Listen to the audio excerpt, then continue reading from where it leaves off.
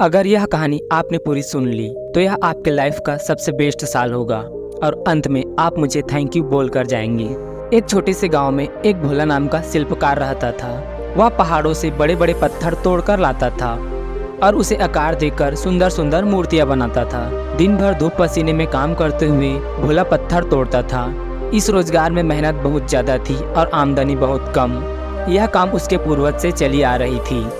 भोला काम करते हुए सोचता था, यह छोटा मोटा काम करने से क्या फ़ायदा। ठीक से 2 वक्त की रोटी भी नसीब नहीं होती।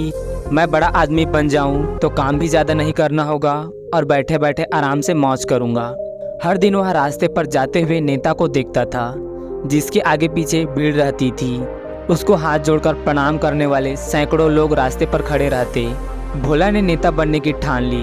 कुछ दिनों में वह नेता बन गया। नेता बनने के बाद जब वह एक रैली कर रहा था, धूप काफ़ी तेज थी। धूप की गर्मी वह सहन नहीं कर पाया और बेहोश होकर वहीं गिर गया। होश में आने पर उसने पाया कि वह बिस्तर पर लेटा हुआ है।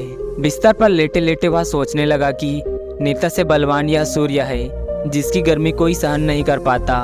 मुझे अब सूर्य बनना है। कुछ दिनों बाद वह सूर्य भी बन गया। भोला अब गर्व से चमकता रहा और भीषण गर्मी उत्पन्न करते रहा। तभी उसने देखा एक मजदूर खेत में आराम से काम कर रहा है। उसने गर्मी और बढ़ाई, मगर मजदूर पर कोई फर्क नहीं पड़ा। विचार किया तो उसे मालूम हुआ ठंडी ठंडी हवा पृथ्वी पर चल रही थी। तब भोला ने विचार किया, हवा बनकर मैं और शक्तिशाली बन जाऊंगा। कुछ दिनों बाद वह हवा बन गया। हवा बनकर वह इतराता इटलाता इधर उधर घूमने लगा। अचानक उसके सामने विकराल पर्वत आ गया। तब उसने सोचा, मैं इससे भी बड़ा पर्वत बनकर रहूंगा। कुछ समय बाद वह विशालकाय पर्वत बन गया। अब उसे अपने आकार और शक्तिशाली होने का घमंड हो गया। कुछ दिनों बाद उसे छीनी हथौड़ी की आवाज़ परेशान करने लगी। वह काफ़ी परेशान हो गया। उसकी आवाज़ इतनी कर्कश थी जो उसके शरीर को तोड़े जा रही थी। आँख खुली तो उसने देखा एक शिल्पकार उसके पर्वत को तोड़ रहा है। लेकिन अब वह मजदूर नहीं बनना चाहता था।